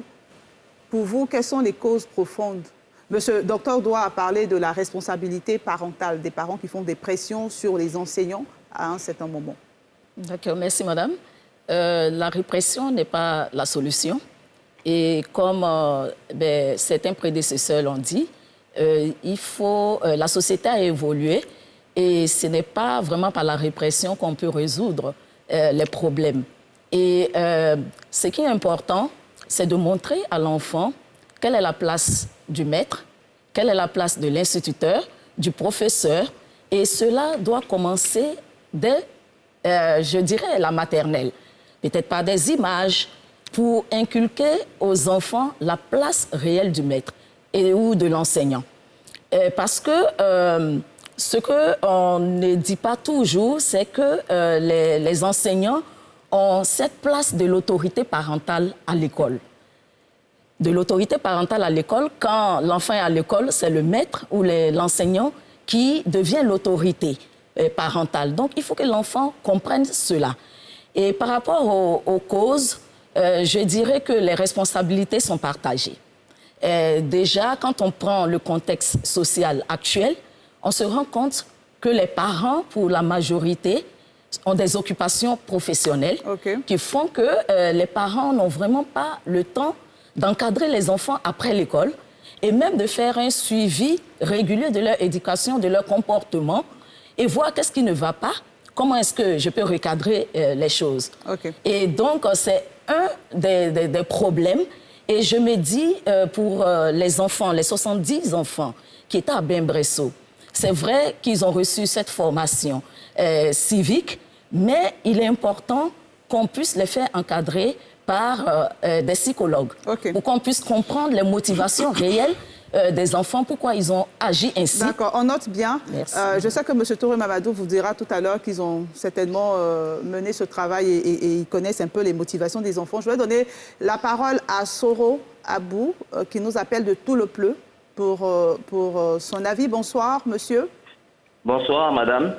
Dites-nous. Merci pour l'occasion que vous nous donnez. En fait, je voudrais que cette question des congés anticipés soit abordée sur, comment on appelle ça, les causes. Les enfants aujourd'hui, on a un personnel insuffisant dans les établissements, c'est-à-dire le personnel d'encadrement, le personnel enseignant. Donc quand nous sommes à l'orée des congés, avec les travaux de fin de trimestre, les enseignants sont occupés, le personnel d'encadrement est occupé. Et du coup, les cours ont tendance à vaquer. Et donc quand l'enfant vient à l'école matin, il a droit à 3 cours.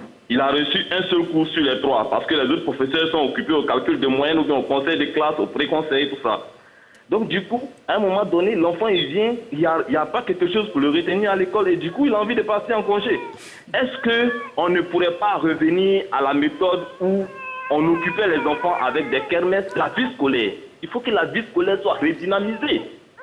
Il faut que les enfants soient au centre de certaines activités récréatives. Et que tout cela soit suivi et que tout cela soit encadré par l'administration éducative. Mais quand on a un personnel insuffisant, on a des enseignants qui sont insuffisants, des établissements qui ne répondent pas aux normes, des établissements qui ne sont pas clôturés. Du coup, tout ça, ça contribue. Ok, merci beaucoup, monsieur. Merci pour votre avis. Je veux tourner donc vers vous, monsieur Touré Mamadou. On a entendu beaucoup de choses sur ce plateau, notamment sur les causes. On a eu quelques pistes de solutions. Vous êtes le directeur général de l'Office du service civique national. Le service civique en Côte d'Ivoire est encadré par une loi. Alors on se pose des questions du pourquoi. On ne va pas revenir sur le pourquoi en raison du temps. Mais est-ce que vous avez le sentiment d'avoir échoué dans votre mission? Non, pas du tout. Au contraire, nous sommes fiers de ce qui se passe actuellement. Les autres l'ont dit et je ne vais pas revenir là-dessus. Nous avons une société qui est en difficulté, il faut le reconnaître. Et en 2016, le président de la République, le président Alassane Ouattara, a décidé de faire revenir l'Office du service civique national pour aider un grand nombre de jeunes qui sont en souffrance, qui sont en difficulté. Et cet outil, silencieusement, je vais le dire, en 3 ans, nous avons sorti plus de 2000 jeunes de la vulnérabilité. Mais on n'en entendait pas parler. Vous ne trouvez pas que c'est peu par rapport à... Si, c'est peu, c'est peu. Oui, mais il faut bien commencer quelque part. On a commencé en 2016. Et aujourd'hui, on a traité plus de 2500 jeunes à la date. Le gouvernement décide, à compter de 2022, de construire 14 centres de services civiques dans chacune des grandes villes de Côte d'Ivoire. Actuellement, on a combien de centres? On en a 5. Mais on va avoir 14 bientôt. Et on passe de 2000, comme je l'ai dit, sur 3 ans, on passe maintenant à 14 000 par an. Donc, vous voyez l'effort qui est en train d'être fait pour résorber cette problématique des enfants en situation de violence. Et ça coûte cher. Mais cependant, l'autorité veut y mettre toutes les ressources. Alors, en créant l'Office du service civique national, on nous a confié 3 missions. La première des missions, c'est d'adresser la problématique de la vulnérabilité des jeunes. Ceux qui sont en échec scolaire, ils sont en abandon scolaire, ils sont addicts à l'alcool, ils sont dans la drogue, les parents ne les tiennent plus. On demande au service civique de les prendre en main. Donc vous ne travaillez que sur cette frange de la population. Et qu'est-ce qu'on fait quand on dit que l'incivisme est généralisé? Qu'est-ce qu'on fait des autres qui ne sont pas en situation de vulnérabilité? On a 3 outils. C'est ce que j'ai dit, on a 3 outils. Qui ne respectent pas. Le premier, n'oubliez pas qu'on sortait des crises et que la violence ambiante, il fallait trouver une solution. Et courageusement, on a décidé d'y faire face. On a mis en place ce qu'on appelle le SCAID. C'est au centre de l'Office du service civique national. C'est le premier instrument, c'est ce que vous connaissez plus ou moins. Et c'est une de ces déclinaisons qui a permis de traiter justement ces jeunes gens qui sont sortis des congés anticipés. Vous voyez bien qu'il a fallu que l'outil existe pour qu'on songe à envoyer ces jeunes gens-là. Ensuite, nous avons le SNJ, le Service national des jeunes. Là également, c'est un outil extrêmement important. On l'a dit tantôt, nous avons une société jeune. 77% de la population ivoirienne a moins de 35 ans. Ils sont extrêmement jeunes. Ils ont la tête dans la modernité, mais leur pied n'est plus dans la tradition. Ils ne savent rien de notre tradition. On cohabite, mais sans se connaître. Donc cet outil, le SNJ, a pour objet d'améliorer la mobilité des jeunes pour que tous les jeunes se connaissent, qu'on sache qui est de quelle ethnie, qui est de quelle tribu, quelles sont nos valeurs et comment on respecte les symboles de la République. Vous les ramenez dans la tradition? Bien sûr, ils apprennent la tradition ivoirienne. Okay. Ils doivent apprendre les uns des autres. Le dernier outil, c'est le volontariat. Vous voyez, ça aussi, c'est un instrument important pour nous. Vous voyez aujourd'hui, l'engagement citoyen, le don de soi, l'acte gratuit, il n'y en a plus beaucoup. Okay. Et il faudrait qu'on revienne à cela. Donc, ce sont ces 3 outils qui ont été mis en place au sein de l'Office du service civique national, qui a commencé cette opération en 2016. On est à 2000 personnes, c'est petit. Le besoin est important. Rapidement, les tranches d'âge de Côte d'Ivoire aujourd'hui, nous sommes à 300 000 jeunes dans les tranches d'âge. Par exemple, quand on prend les 14 ans, 15 ans, ils sont 300, 350 000. Et ainsi de suite.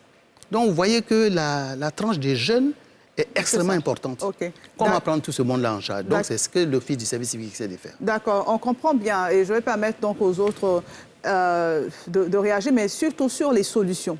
Surtout sur les solutions au regard du temps, docteur Doua. Quelles sont les solutions? Que devons-nous faire pour avoir une société ivoirienne beaucoup plus respectueuse? Très bien, les solutions sont multiples et variées. Il faut peut-être en prendre quelques priorités parmi ces solutions. Le téléspectateur de Tout le Pleu oui. Parlait des activités socio-culturelles qui pourraient retenir ou ne serait-ce qu'occuper les élèves pendant que les maîtres sont en train de corriger des copies, en train de délibérer pour un certain sujet. C'est en ce moment-là qu'il faut créer un cadre pour que les élèves puissent être occupés. Il a parlé de Kemès, je suis d'accord avec lui. Nous, avant, je veux dire, comparaison n'est pas raison, mais on attendait justement ces occasions-là pour démontrer nos savoir-faire dans le domaine de l'animation. Donc, il y a des compétitions interclasses, ce qui faisait que les étudiants ou les élèves, je suis d'un posture d'enseignant à l'enseignement supérieur, mais je veux dire, les élèves à cette époque avaient la possibilité de s'occuper sainement. Donc, on venait, malgré que les cours étaient arrêtés, on venait participer à des activités ludiques, à des concours de danse, à des démonstrations de danse, etc. Donc, il faut ramener ces activités socio-culturelles et sportives au sein de nos établissements. Donc, occuper sainement les élèves. Les élèves. OK. Aristide. Alors, je suis très heureux d'entendre Monsieur le directeur général Touré Mamadou parler donc de cet instrument, de cet outil qui est le SNJ, je crois. Le service des jeunes. Et vous voyez bien, Evelyne, quand le président Ouattara fait sa campagne en 2010, il parle d'ado-solutions. Et vous nous demandez des solutions. Mais les solutions ne peuvent être que des solutions innovantes, des solutions endogènes. Endogènes, pourquoi? Parce que lorsque, avec cet instrument, on connecte les enfants avec leur réalité sociologique, traditionnelle, culturelle, à partir de ce moment, ils vont comprendre que la société est hiérarchisée. Et ce sont des solutions innovantes qui nous permettent de nous projeter. Parce que justement, comme a dit quelqu'un sur ce plateau bien avant, c'est même Touré Mamadou qui l'a dit, les enfants ont la tête dans la modernité, mais n'ont pas les pieds dans nos traditions. Donc il faut, pour les solutions innovantes, il faut qu'on réfléchisse, celui de Tout le Pleu a donné des solutions, mais surtout des solutions endogènes. Pour les ramener aussi dans la tradition. Monsieur Koné, je vous donne la parole pour vos solutions. Lorsque vous avez terminé votre intervention, vous n'étiez pas d'accord pour la répression. Quelles sont vos solutions? Rapidement.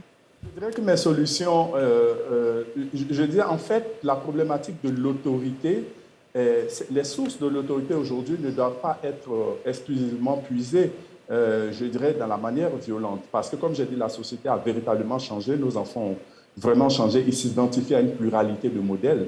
Donc, c'est à nous de construire un système, un paradigme éducationnel qui tient compte des enjeux et des réalités du moment actuel. J'irai rapidement en essayant d'évoquer, à mon avis, 3 éléments qui me semblent essentiels et qui se fondent, à mon avis, sur le regard d'ailleurs qu'on porte sur les jeunes. Il faut que nous changeons tous nos regards vis-à-vis des enfants. Ces jeunes-là sont capables d'avoir des arguments, sont capables de participer à la gouvernance scolaire. Il faut les laisser parler, il faut créer donc un système de gouvernance scolaire dans lequel ils sont tout aussi responsables. C'est d'ailleurs comme ça qu'ils vont apprendre à être citoyens, à respecter l'autorité publique, la chose publique également. Et cela passe par une pédagogie de la responsabilisation, à la fois au niveau des parents, parce que les parents ont souvent l'impression que leurs enfants ne sont pas capables d'avoir des opinions. Ils veulent tout décider pour eux. Il faut leur laisser la place, qu'ils puissent parler, qu'ils puissent avoir également leur choix. Deuxième élément qui, à mon avis, me paraît essentiel, parce que cette crise est une crise aussi de la société, une crise de l'école. L'école a toujours été vue, ou je dirais historiquement, a été vue comme le parcours pour la réussite par excellence sociale. Mais notre société a créé des modèles par la violence. Et les enfants s'identifient également par la violence. La violence est devenue un des moyens de revendication. Quand nous faisons nos élections, ça se termine par la violence, c'est le plus fort qui le remporte. Ce sont les modèles autant qu'on a véhiculés. Troisième élément, à mon avis, qui reste essentiel, c'est la question des valeurs. Nous agissons, les enfants imitent. Il faut que nous agissions par modèle. Ils agissent du moins par modèle. Nous, les adultes, nous ne sommes pas toujours crédibles vis-à-vis des enfants. Nous tenons un discours moral et dans notre réalité sociale, nous faisons autre chose. Nous promouvons souvent des comportements d'indiscipline. On grille le feu, les enfants sont dans la voiture, ils voient que nous grillons le feu, on discute avec les policiers. Donc, il faut qu'également nous, les adultes, nous prenions notre responsabilité dans cette affaire en véhiculant des modèles auxquels les enfants pourraient également s'identifier. Merci beaucoup, M. Koné. Félix Boni, vos solutions? J'ai envie de dire en 10 secondes. Oui, en 10 secondes, madame, le professeur doit en situer déjà les causes, c'est-à-dire au niveau familial et au niveau du système scolaire. Les solutions, comme moi je l'ai dit au départ, pour que ça engage aussi la famille, il faut faire signer une charte de bonne conduite à l'élève au début de l'année. Il faut faire introduire également un engagement que chaque parent signera. Ça obligera chacun à suivre le comportement de son enfant à l'école. Je crois que cela va permettre un peu de résoudre le problème. Maintenant, comme on parle de SNJ, de civisme, moi, je crois qu'il faut également renforcer l'action civique à l'école, parallèlement à la structure de M. Touré Mamadou. Il faut renforcer le civisme à l'école pour que cela puisse véritablement prendre effet, pour qu'on ait un résultat plus global au lieu de seulement l'action civique de M. Touré Mamadou qui n'a que un résultat de 2500 jeunes en 6 ans. Il faut renforcer à l'école pour qu'on puisse avoir un résultat qui s'étend sur l'ensemble du territoire. Madame Koulibaly, vos solutions? Oui, je voudrais déjà saluer les états généraux qui ont été entamés de l'éducation nationale. C'est une initiative noble et nous souhaiterions que ces états généraux puissent prendre en compte également l'aspect droit des enfants. Et une autre solution, c'est qu'il faut faire revenir la discipline de l'éducation civique et morale. Je me rappelle qu'à l'époque, c'était une des disciplines à l'école primaire. Il est important de faire revenir cette discipline. Et peut-être s'il le faut, depuis la maternelle au primaire jusqu'à tous les niveaux de cycle. Et l'autre solution que je voudrais proposer, c'est de pouvoir mettre en place un comité d'experts composé de sociologues et de psychologues pour vraiment faire une étude, une analyse globale du système éducatif, en plus des états généraux qui sont en train d'être organisés, de sorte à ce qu'on ne perde pas de vue certains aspects et qu'on puisse aboutir à des résultats concrets qui puissent nous permettre d'améliorer le système éducatif en Côte d'Ivoire. Merci. Monsieur Touré, je sais que vous avez un vaste chantier, vous avez beaucoup de choses de prévues. Dites-nous en quelques mots. En quelques mots, je rebondis sur ce que Monsieur Félix Boni a dit. Vous savez, en toute chose, il faut d'abord privilégier la politique des petits pas. Il faut apprendre. Le service civique de ce modèle, le dernier camp de service civique qu'on a connu en Côte d'Ivoire, c'était en 1983. Il n'y a plus jamais eu de camp de service civique en Côte d'Ivoire. Donc, l'histoire du service civique est là. nous avons une population qui a explosé. Est-ce qu'on peut aller aux solutions? Les solutions, c'est bien ce que je suis en train de vous dire. Oui, mais en 10 secondes quand même. En termes de volume de personnes à traiter, dans le cadre du SCAED, comme je l'ai dit pour les jeunes en situation de vulnérabilité, on est en train de passer de 2 000 sur 3 ans, et non sur 6 ans, à 14 000 par an, à compter de 2022. Donc, on va traiter 60 000 jeunes à l'horizon de 2024-2025. OK, donc 14 000 jeunes pour cette année 2022. On passe de 2 000 à 14 000. OK.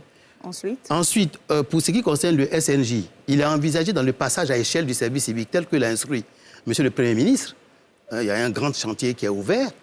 Nous sommes en train de passer de 2 000 au SNJ actuellement. On est en train de passer à 70 000 d'ici 2025. Pour ce qui concerne le volontariat, c'est 400 000 qu'on est en train de viser. Vous voyez, nous sommes partis de pilote progressivement. On est en train de passer à échelle. Donc, il faut impacter la société. Il faut qu'on voit nos résultats.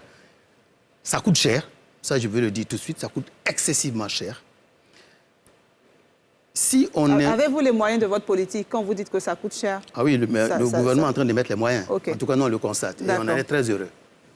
Merci beaucoup. Merci d'avoir répondu à notre invitation sur ce thème. On n'a pas fini. On va passer maintenant au carton de la semaine. Les cartons? Les cartons de la semaine. Où sont les cartons? J'ai oublié ce qu'elle a dit. Voilà. Donc, les cartons de la semaine. Tout le monde a ses cartons. Oui. OK.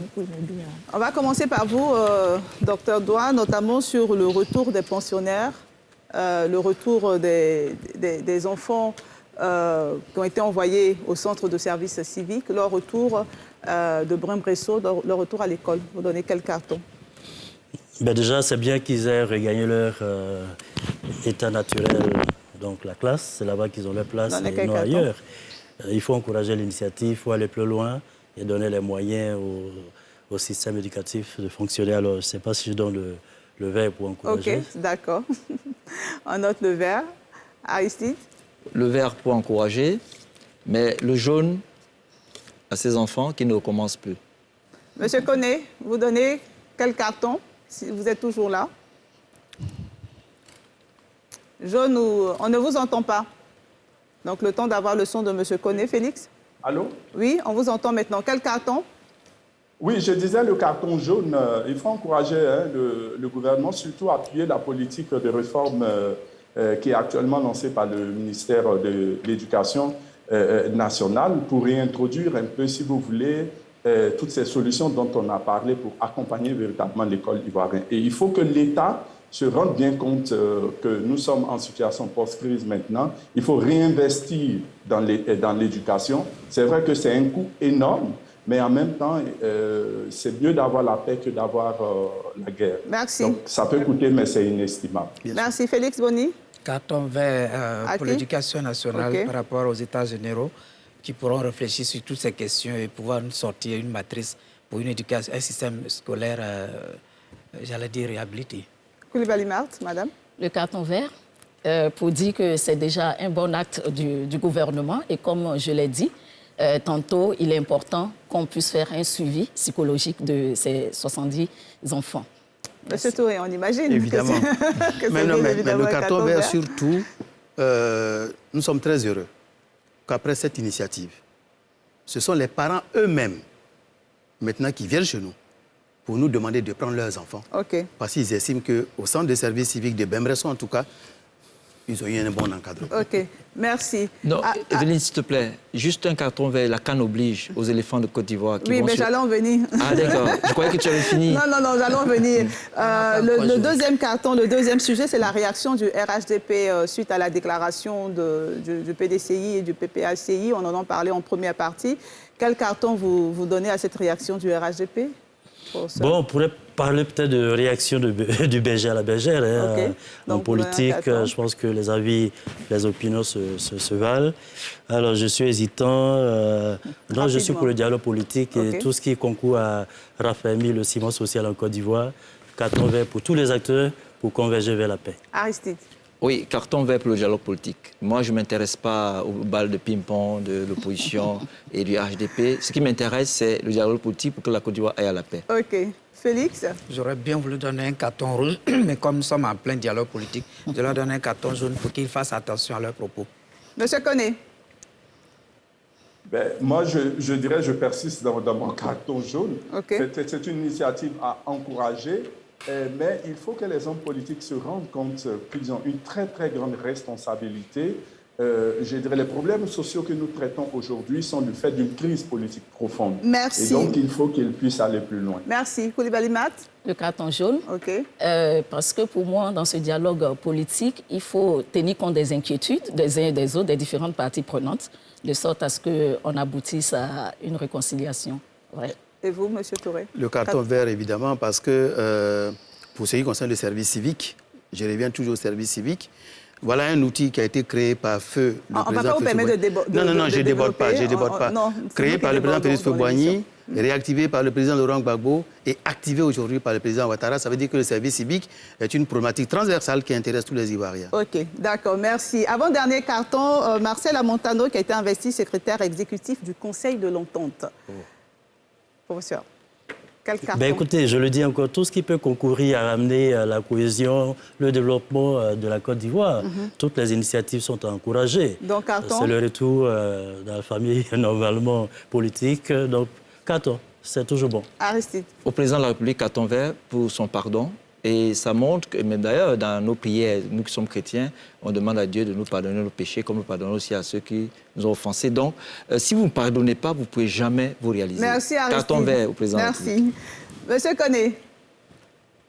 Je dirais carton vert au président de la République, mais qu'il élargisse cette initiative de pardon à l'ensemble également des acteurs de la classe politique. Nous devons aller de l'avant. Okay. C'est un exemple, mais cet exemple doit être projeté pour l'ensemble des acteurs politiques en Côte d'Ivoire. Félix Boni? J'aurais voulu donner un carton vert au président de la République, mais je donne un carton jaune à tous ceux dont l'acte contribue à dérouter les populations et finalement ils trouvent des parades pour leur propre intérêt. Carton jaune à ceux qui se comportent comme Marcel Amontano. Le carton vert et nos mots de félicitations à M. Amontano. Yes. Monsieur Touré? Le carton vert. OK. Oui. D'accord, merci. Et nous, on va donner un carton vert. Je sais que tous les invités sont d'accord pour donner un carton vert aux éléphants de Côte d'Ivoire. Voilà. Donc, la CAN 2022 a débuté ce soir. Nous sommes au terme de cette émission. Merci d'avoir suivi NCI 360 de ce jour. Je vous donne rendez-vous demain dans NCI News. Bonne suite de programme sur la nouvelle chaîne ivoirienne.